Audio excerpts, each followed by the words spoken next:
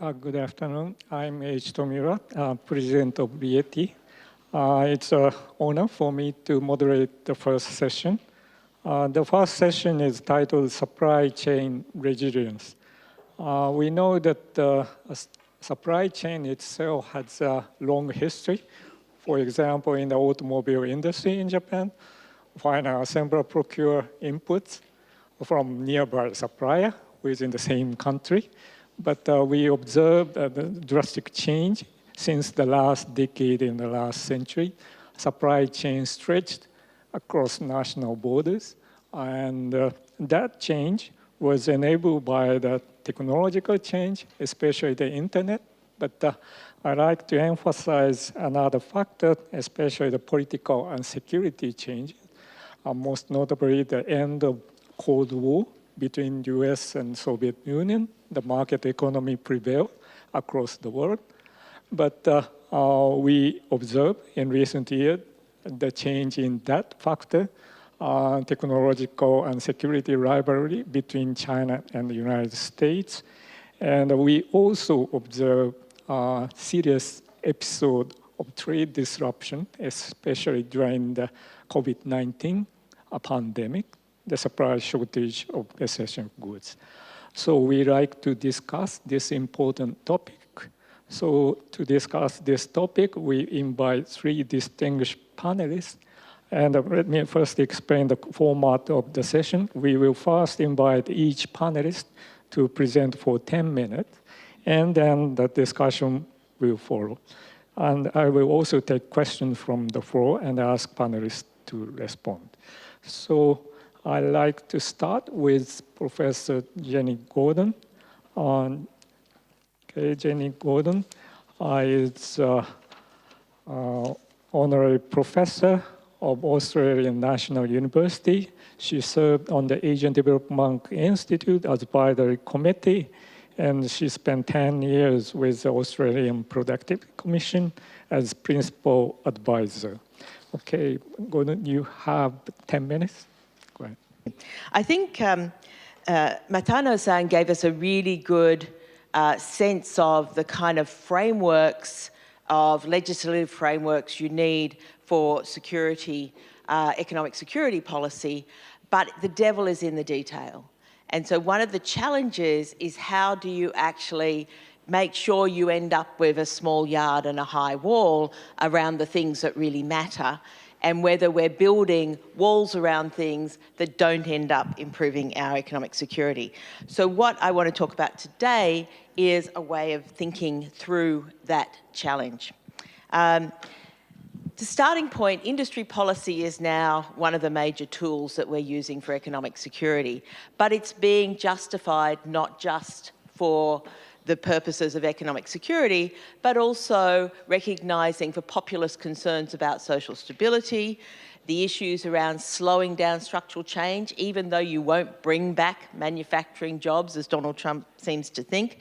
Infant industry arguments, can we grow our own technologies behind protective barriers? Market failure, are we doing enough to actually address those problems?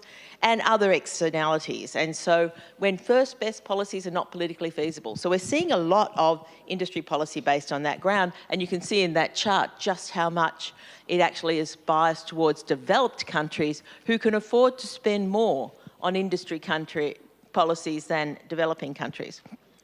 So what is our problem? Or one of the reasons in economic security is that our global value chains are exposed to China. You can see in this chart here, or the table there, that China has gone to actually own slightly less, but of the bottleneck input. So it's up 36.3%, whereas previously, back in 2000, it was roughly balanced between the US and China. So clearly China has, whether by design or by accident, become really critical in a range of very important areas. But the problem is that when we're looking at economic security, we're focusing so much on China's role in those global supply chains, and we're not looking at all the other sources of disruption to economic security. This is particularly the case when you're sort of saying, okay, what else are we going to do that will ensure that we have a supply of products If we import them, it's what are the other trade blockages? I mean, we now have half the traffic going through the Suez Canal. The Panama Canal traffic dropped down to 25% because of climate change, because of drought. So there are other problems we need to be thinking about that are ensuring our supply chain security. So we need to think about these things rather than just think just about China's role in supply chains. And this is, I think, a very important component. So what I've been developing as a fun thing to do is think more about how do we actually do the analysis? How do we as policy advisors go through and say, this policy, yes, the act is there, now we're trying to implement it. How do we work out whether we actually are improving economic security? So one way to think about this is, first of all, what security risks are we really trying to address? And not just thinking about them from a weaponization sort of perspective, but also other sources of risks. And then going, does our policy deter? So how are we doing something that we can use as leverage? Think about it as kind of mutually assured destruction. Are we becoming so vital to somebody that they can't do things to us? That's one way. So that's a deterrence. So you're deterring people from doing a bad thing. But the other one, and industry policy is particularly focused on this, is to build our resilience.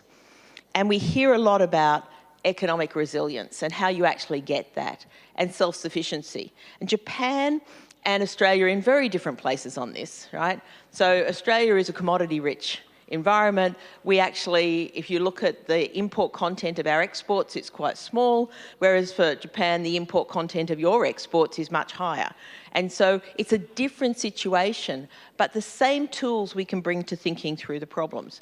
But one of the real challenges, if we can't just think about the effectiveness, do we achieve what we want to achieve, we need to think about the unintended consequences of our policies, and will those policies actually turn out to undermine our security? And there's three pathways that I think are really worth thinking about. One is, does it impact negatively on our productivity? So are we actually lowering our productivity? The second is, what does it do for our social stability? Does it actually make, sort of deal with domestic insecurity risks? Perhaps less a problem for Japan, but certainly in countries that are multicultural in nature, then if you are sort of making an enemy of some, you could end up creating domestic security risks that weren't there and you have exacerbated them. And the other is, what does it do to your power, your influence externally?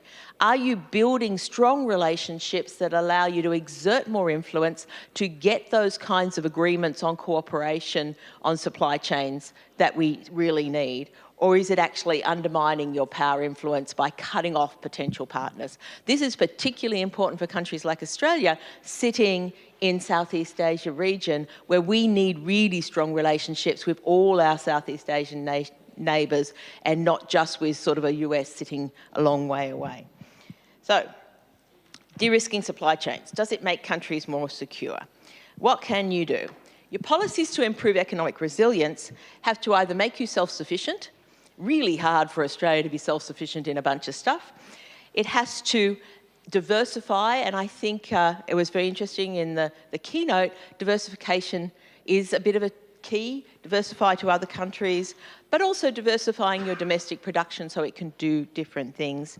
And then insurance. Are you buying insurance? So you can negotiate for firms, this makes a lot of sense. You can negotiate contingent contracts and the like, and things like that. So you've got to actually deliver on one of those three, or on elements of all of those three, if you're actually improving resilience. And there's a lot of policies that just make this statement, we improve resilience, but they don't actually, when you pare down to it and see what they're doing, they don't actually improve resilience. So the Productivity Commission, who I used to work for a long time ago, really did a lovely study on thinking about what is the risk from supply chain disruption from an Australian perspective. And they developed quite a useful little framing, which is which goods are vulnerable to disruption, right? So which ones are you importing and it comes from a place with relatively concentration and you can't switch suppliers easily? Which ones are actually essential to the well-being of the Australian public? So which ones are really going to disrupt our own economy and domestic? And then step three is which input is actually really necessary for our production. So they have to be vulnerable, essential, and critical to actually be the kind of the product. And when they did this screening, they found there weren't that many of them, really. So we weren't actually this massive exposure. And you hear it misquoted a lot, this study, to sort of say, they sort of take the number in, green and quote that, whereas actually it's the number in red that really matters. And so in the essential industries, and then in health and logistics, what really is dependent on imports that we're vulnerable to? And then we've got to ask the question of our policies. Do our policies improve our substitution? So this is a neat little framework for just thinking about, actually we have a lot of substitution. Australia, when they weaponised, when China put the sanctions on, we diversified markets. There were lots of substitution went on. The actual cost was not the space between the top line and the bottom line in that top diagram. It was a space between the curve.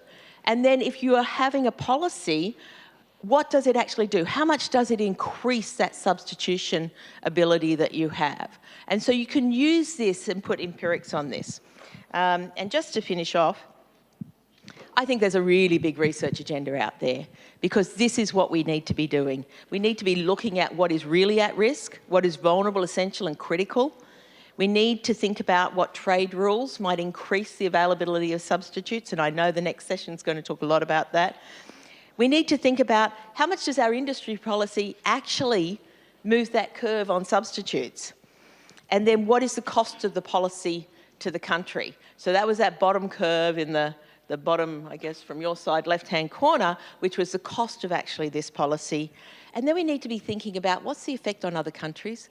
Does that build our international relationships? Does that push the balloon in one spot only for it to pop out somewhere else? So thank you very much.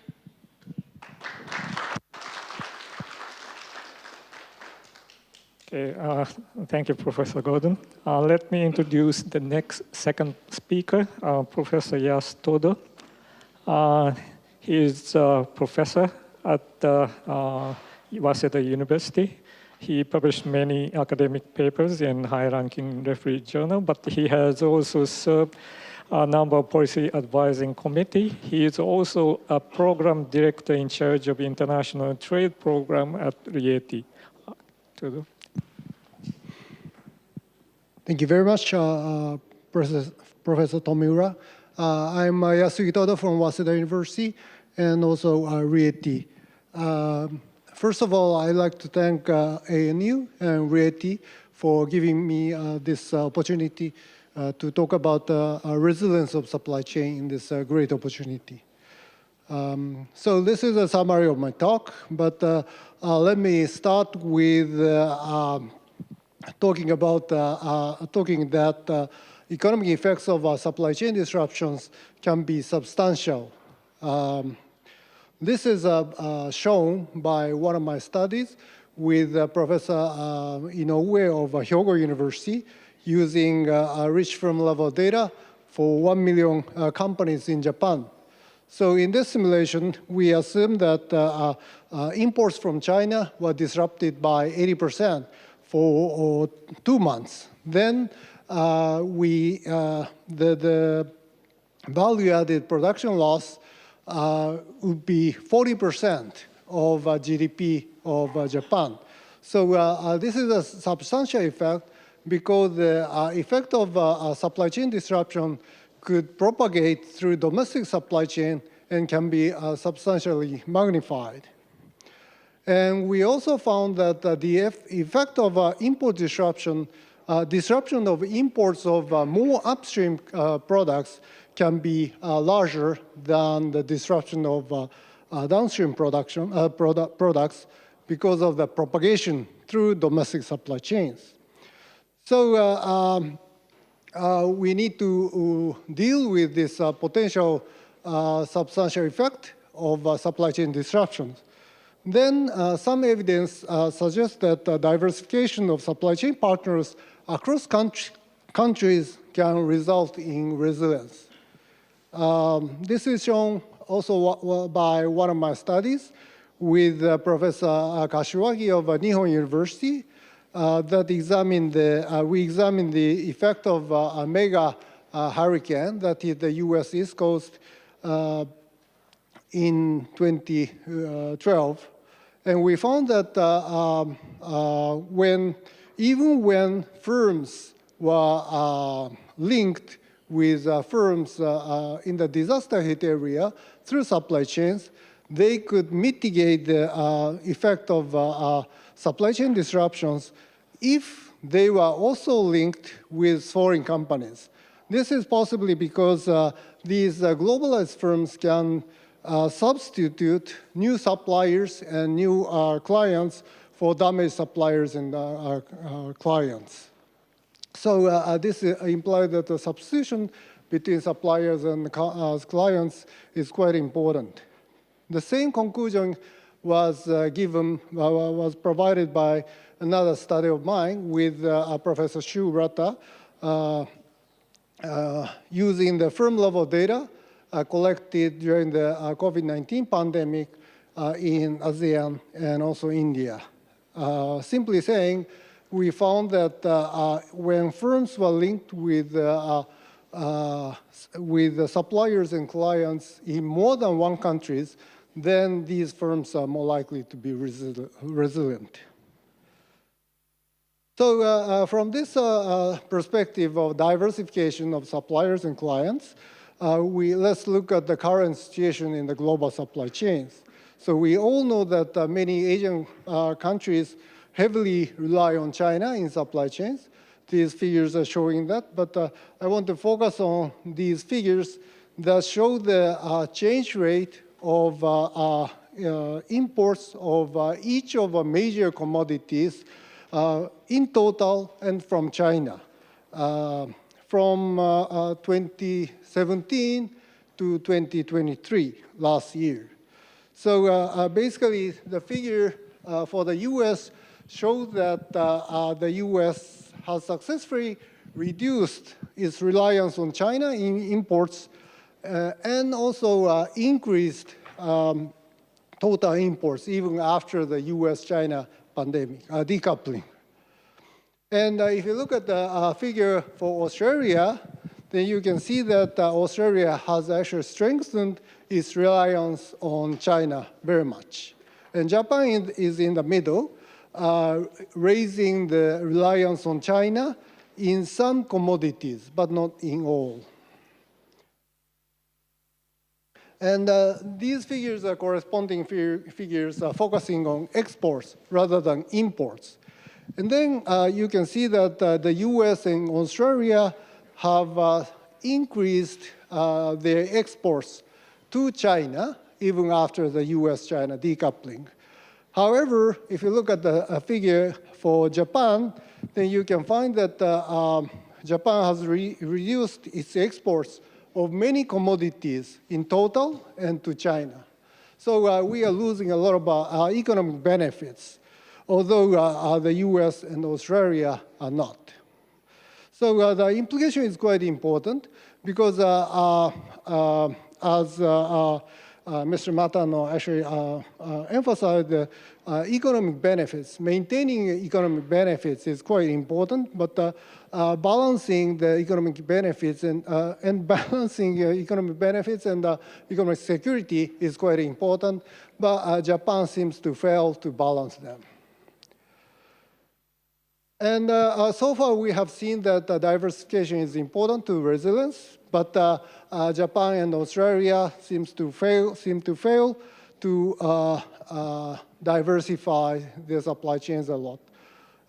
Then here I want to emphasize that diversification may also be helpful to avoid economic coercion. So economic coercion is kind of a trade restrictions to achieve political goals. And then economic coercion has been often imposed by China recently.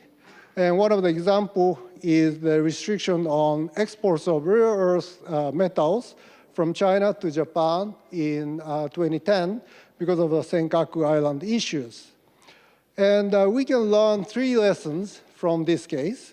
First, products with Japan's heavy reliance on China are more likely to be targeted. So the share of China in Japan's imports of rare earth metals was more than 80% at that time. And second, products with China's heavy reliance on Japan can still be targeted. Actually, Japan's share in China's exports of rare earth metals was nearly 90%.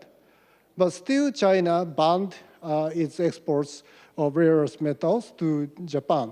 So that it means the economic benefits by exporting rare earth metals to Japan did not matter much to China. But third, still, China cared economic benefits a lot.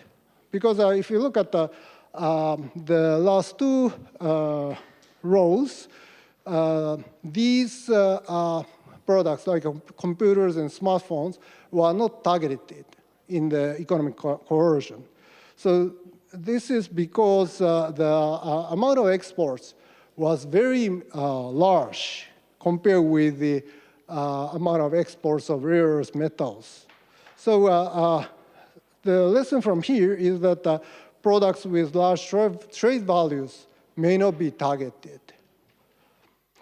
And after the initiation of the economic coercion, the Chinese government lifted trade restrictions gradually in a few years, but still Japan's reliance on China in imports of rare earth metals was low for after 2010 until recently. And this is probably because Japan successfully diversified import partners to, for example, Vietnam and Thailand. And also, Japan's total imports of rare earth metals was stable until 2020, although the demand for ICT products, which requires rare earth metals, became larger and larger recently. So this is possibly because of innovation by Japanese companies of alternative technologies that do not require rare earth metals. And but unfortunately, Japan's reliance on China and total exports are rising recently. So I'm running out of time, so let me go over quickly. But the second example of economic coercion is restrictions on imports of wine, barley, and coal from Australia to China in 2020 because of COVID-19. And the lessons from here, from this case, is similar to the case of Japan. But I'd like to emphasize that Australia successfully reduced its reliance on China, but increased total exports after the economic coercion. The exports of barley and coal increased even recently. Okay. And finally, so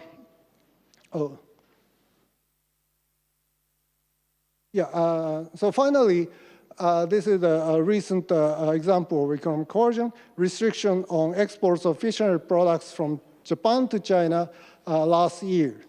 And then even now, actually Japan's exports of fishery products, the total exports of fishery products is still low. So that means we failed to diversify export partners of fishery products. So that means we can learn from Australia, from this barley and coal example.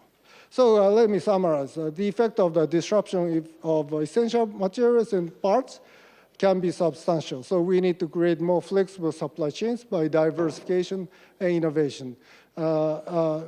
because of the time constraint, I have to stop here, but I would like to mention more policies in practice later in the discussion section. Thank you very much.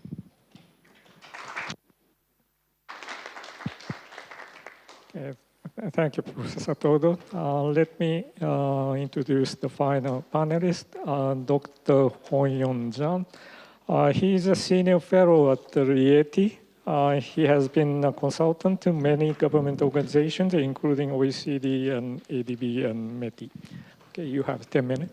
Okay, thank you very much, Professor TOMIURA. I'm Hongyong, a research fellow at RIETI. Thank you very much for having me. Please let me present in Japanese.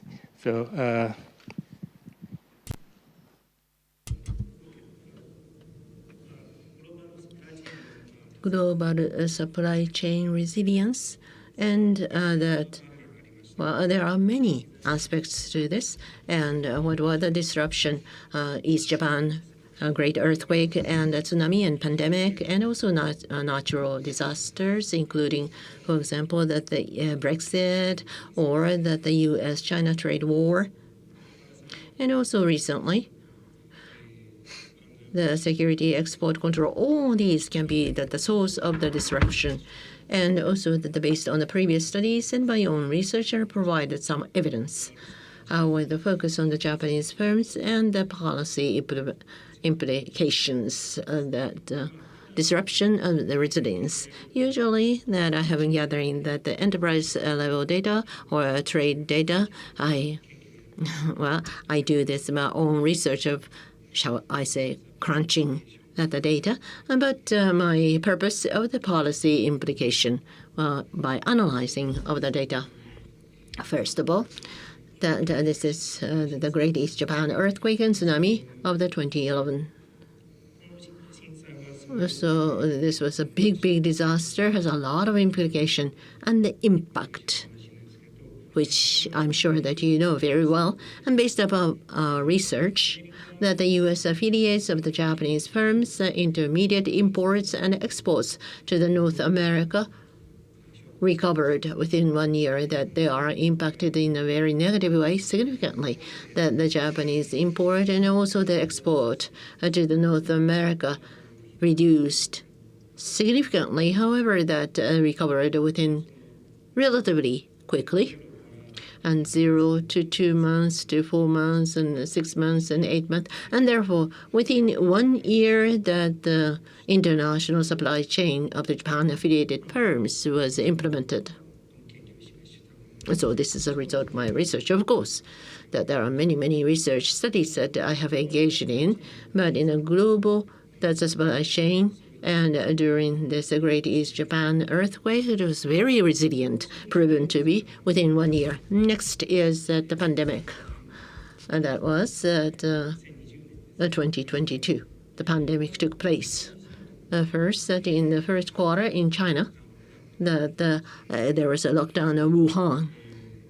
And at that time, the import from the China export, and also that export from the China to the other countries dropped so significantly. This research was Japanese foreign affiliates, and the export from China to the third country, and that is also the third countries other than the Japan and China, and also that the Japanese affiliated to the ASEAN countries. We observed in the first quarter,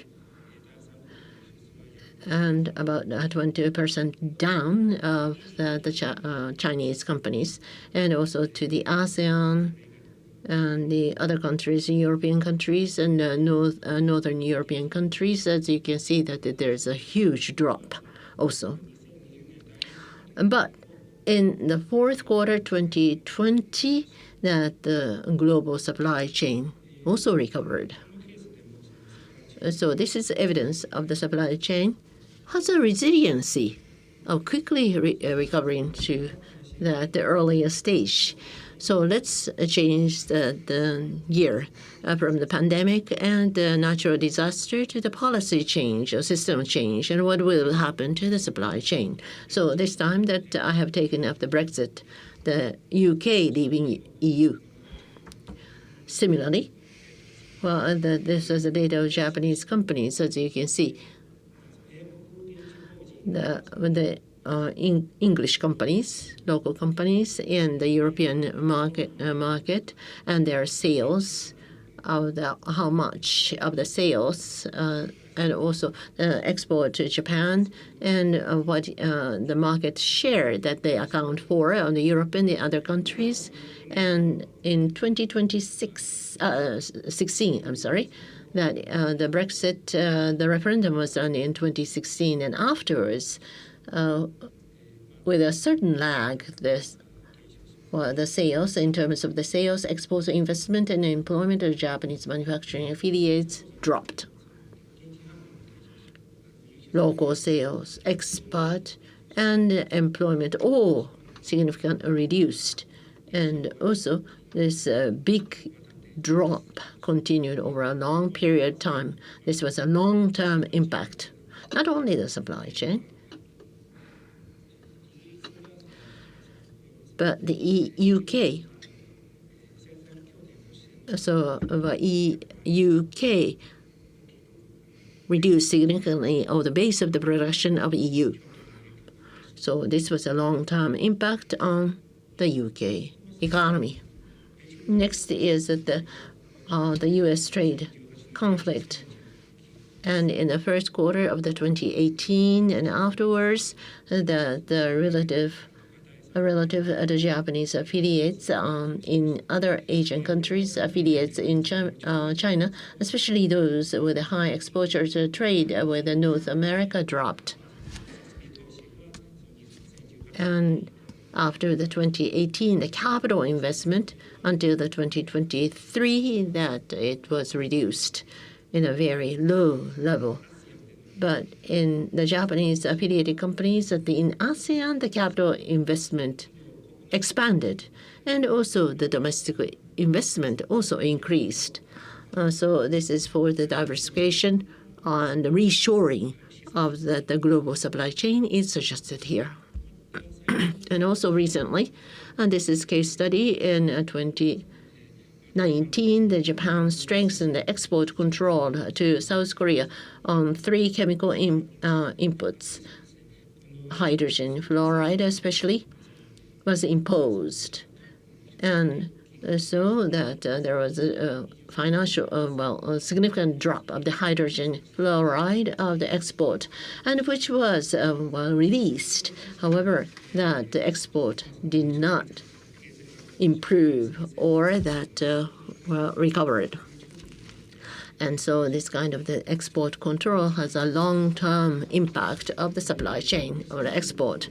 So for the interest of time, conclusion, impacts of the exogenous shocks of the global supply chain are heterogeneous.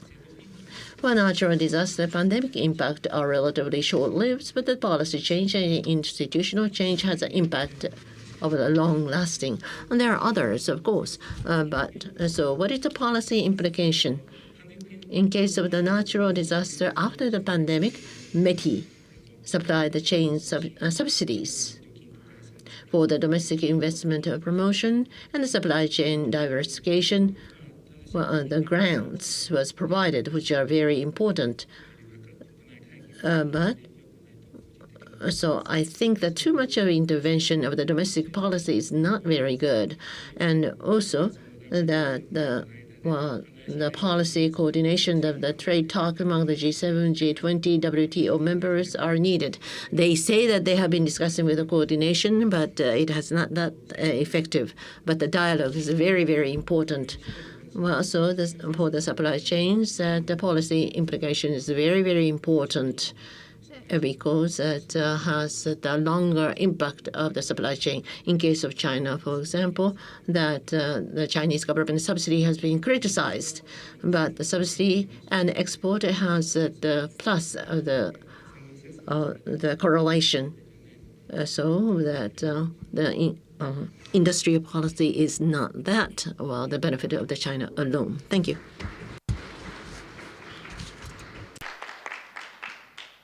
Okay, we have had 3 presentations. We now move on to the discussion part of the session. I'd like to discuss 2 topics. One is assessment or evaluation or measurement of the resilience of the supply chain. Many points. How to define the resilience, how to measure the resilience, or the which level we should discuss the resilience. So that's the assessment of the current state of the supply chain. The other topic is the panelist recommendation for possible policy action to strengthen, enhance the resilience of the supply chain. That's a recommendation of the desirable possible policy. So we discuss first with the assessment of the current state. Okay, let me start with Professor Jenny Gordon. You discussed that you propose a framework for policy discussions. In that case, how do you define the resilience, and how do you discuss the resilience? You know that the other panelists point out that a long-run effect and a short-run effect. What time frame do you have in mind in discussing the resilience? Thank you very much. Time frame depends on criticality. So if it's about medicines that are essential for people to survive, then a short-term disruption is problematic. And so if you want to deal with that, then stockpiles are often the way to go. So liquid fuel. If you don't have liquid fuel at the moment, your economy comes to a halt. So there are certain things where short-term supply chain disruptions are very costly to economic activity or to the health and well-being of the population. And so this is one of these things to look at. And so understanding whether you're looking at a short-term disruption or a long-term disruption, and then also the level of substitution and how long it takes for those substitution to actually happen.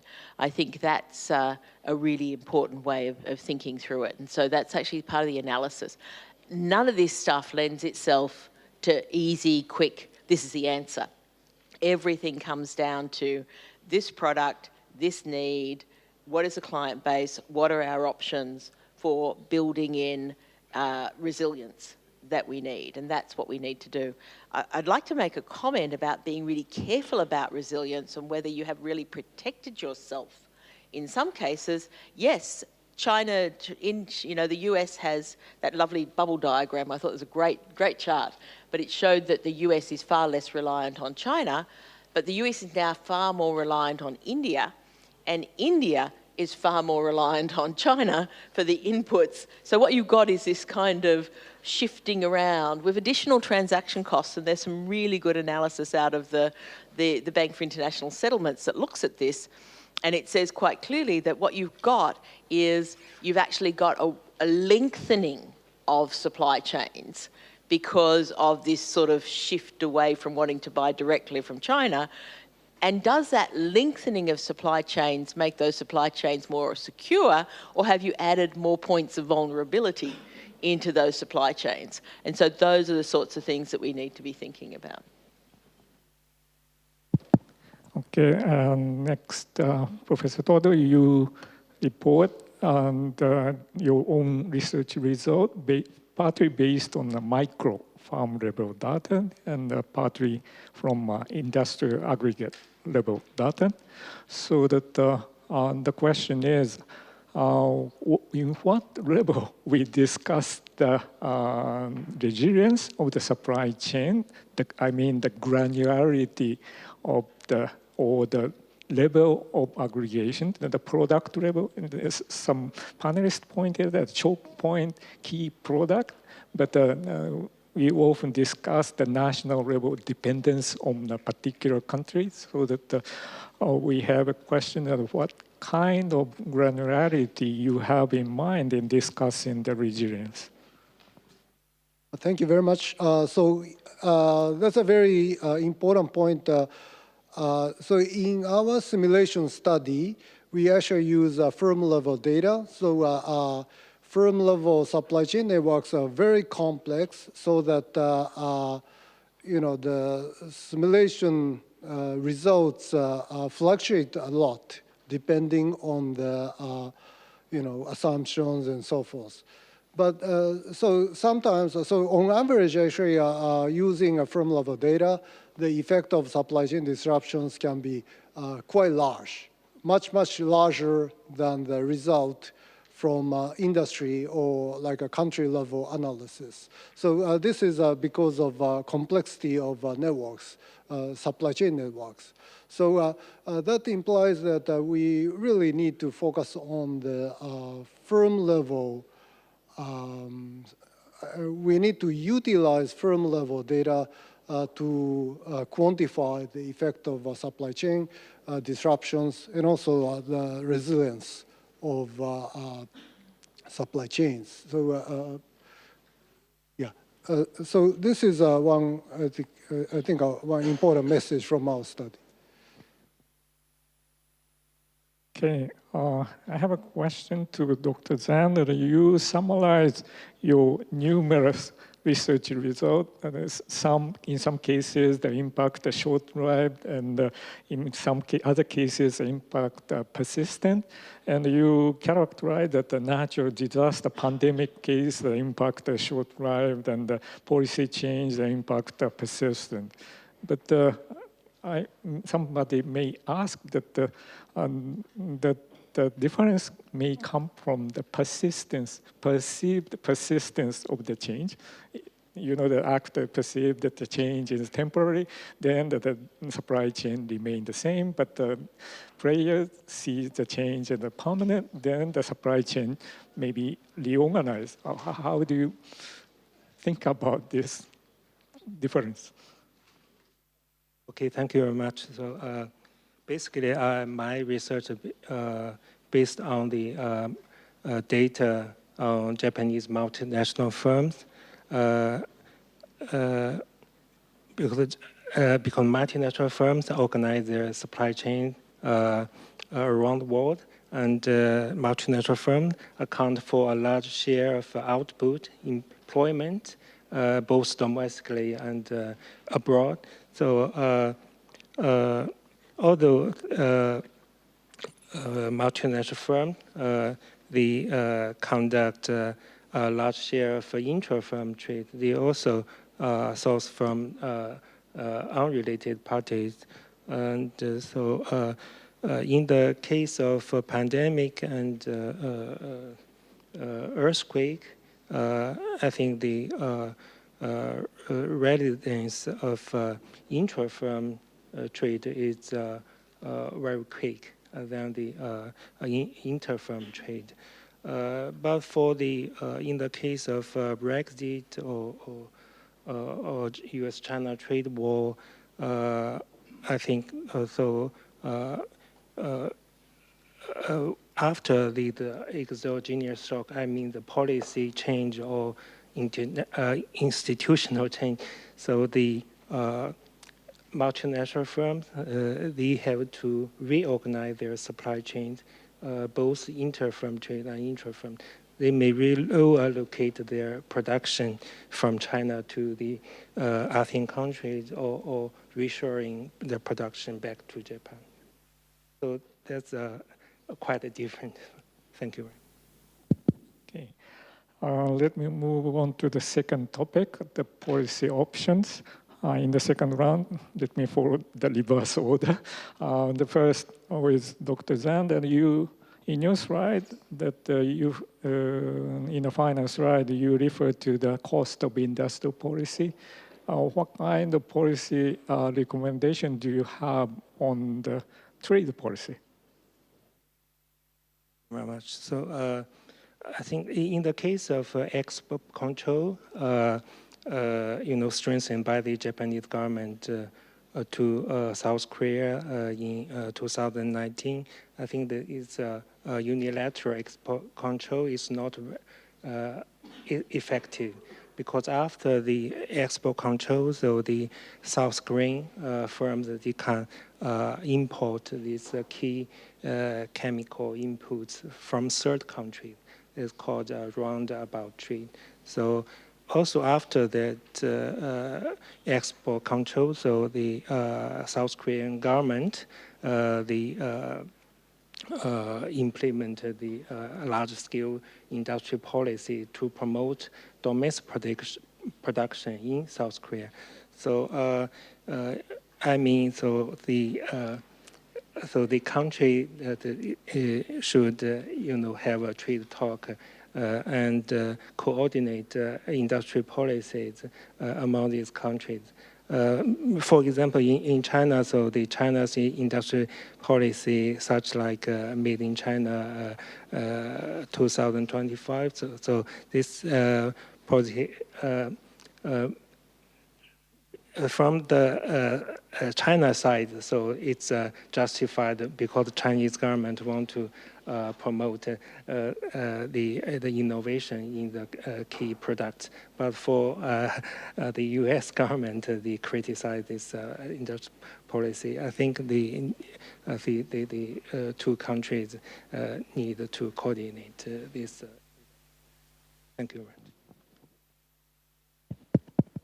Okay, next to Professor Todo. In the presentation, Professor Gordon talked about the unintended consequence of policy action. And we often refer to industrial policy promoting the domestic industry.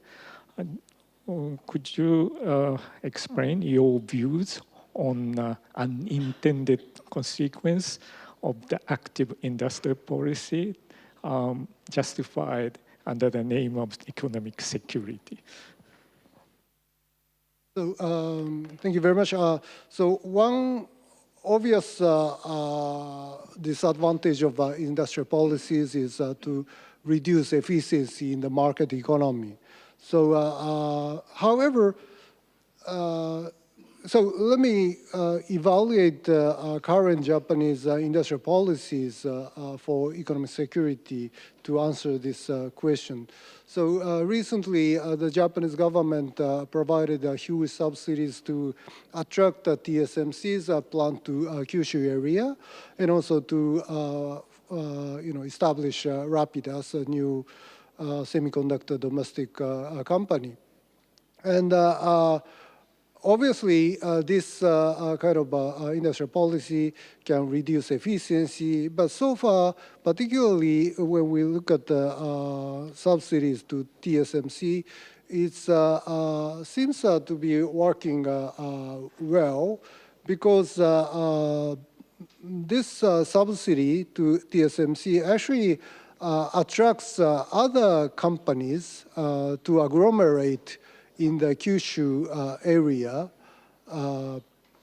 and particularly suppliers and also the machinery companies and also user companies are agglomerating in this area around the TSMC's plant, and are creating regional supply chains. So, one justification for the industrial policy is to promote increase in returns to scale.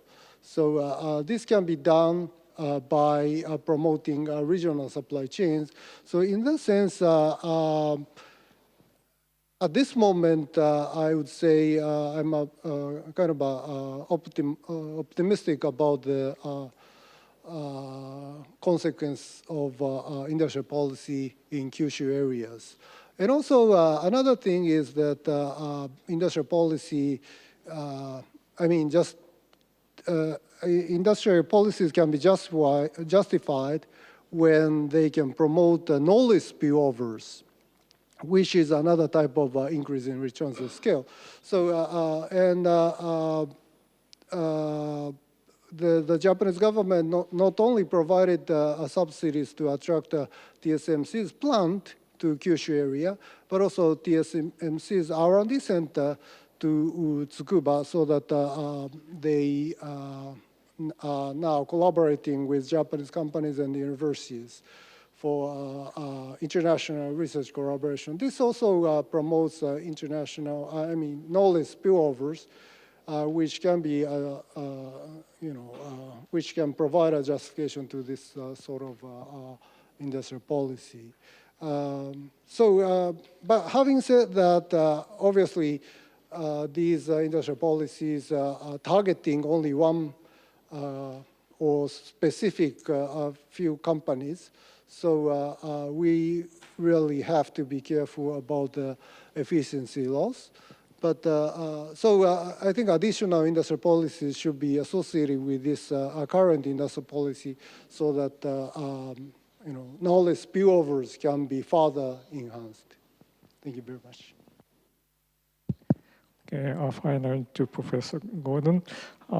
In the presentation by Professor TODO, he referred to the case of economic quotient case between China and Australia. Could you elaborate on the Australian perspective?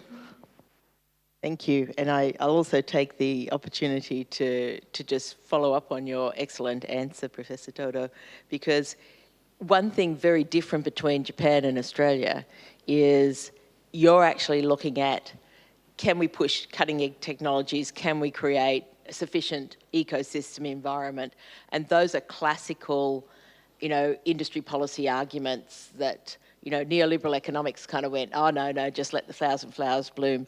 But because of those economies of scale and scope, sometimes what government does has been really important in actually creating those industries. And you see that's one of the reasons why, the US is such a leader in them. So I think we need to be careful of, there's multiple motivations for industry policy, and you want to be ensuring that you are actually delivering that, whereas some of Australia's, we're never going to get the scale, and so it's pie in the sky, and if we're just replicating existing technologies, we're not going to get the cutting edge technology. So these are the sorts of questions we should be asking about an industry policy. Is it really well designed, and is it delivering? And how do we pull the plug if it's not? Is another thing that governments need to be thinking about regularly. So Australia's experience, I was actually at DFAT at the time, huge amounts of diplomatic work racing around. Austrade worked really hard to help our exporters find alternative markets. And so this is sort of the busy work that government agencies do behind the scene that nobody ever sees, and sit there and says your government does nothing. And in fact, it's working very hard to facilitate contracts. And it comes about because there is information gaps. Markets are a great mechanism, but they're not perfect. They don't have this perfect information. And so there are always issues around, whether it's sanitary, phytosanitary conditions and requirements, whether it's certification, recognition, whether it's trade insurance, which, to cover your shippers, whether it's finding birthing docks, whether it's helping organising distribution networks and the like. There's all these things go in, and there are all these sort of little components. If you have a long-term market, you invest in that, firms invest in that, and so it's those disruptions that are really costly, particularly when it comes to commodities. The industry that suffered most, apart from lobsters, though I was just saying to someone, the imports of lobsters to Hong Kong and Vietnam, when China stopped importing Australian lobsters, went through the roof. So I suspect the lobsters are either crawling over borders or doing something, and not just getting fat in Australian oceans, which is, good for domestic consumers, I suppose.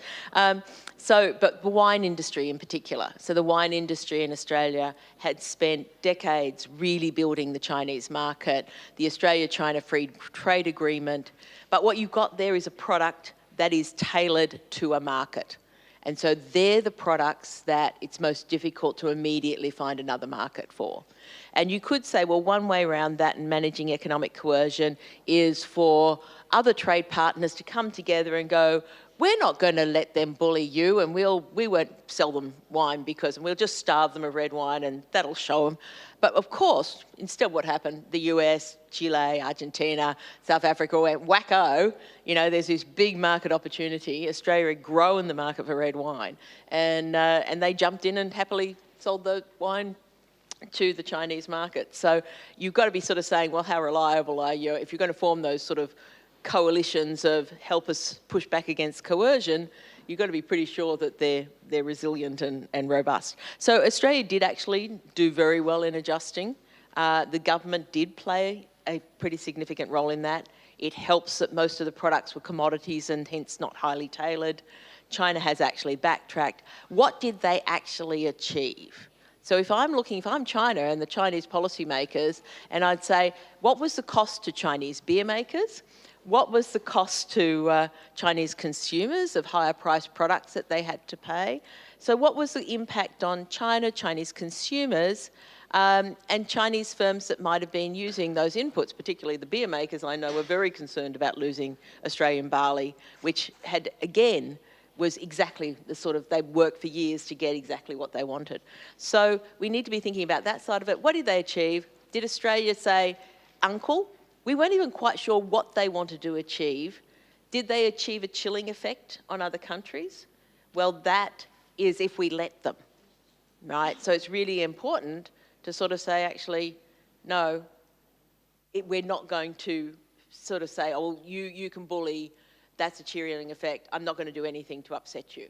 And so I think the resilience often comes in that willingness to kind of say, no, we're not, you know, we didn't adjust, we didn't do, wasn't clear what they wanted us to do, but we didn't do it.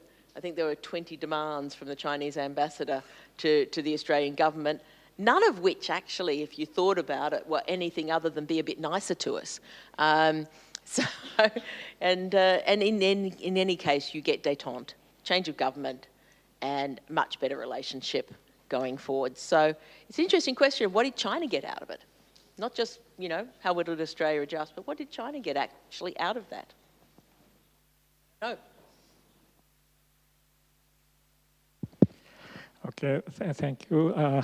Due to the time limit, let me take only one question from the floor. Question to Professor Gordon. The floor participant asked, are there any specific indicators that can measure the resilience of Australia? Could you give us a short answer? Certainly. I'm not quite sure if you can measure it, you can actually control it. We can measure water, and we're not that great at controlling its use sometimes, so it's a nice idea. But it is really important to actually be measuring this resilience, and I think this comes down to starting to actually measure the elasticity of substitution. So I think it's really interesting with Professor TODO's firm level data. There's that which companies are reliant on a particular input that could be disrupted, right? So we have an input, could be disrupted. We call that problem the morning after problem. I wake up one morning and there's no honeybees. What happens to the production of agricultural crops? But of course it doesn't happen like that because you find substitutes. So the really interesting question with that data set is to look at it longitudinally and say, how quickly did those firms adjust?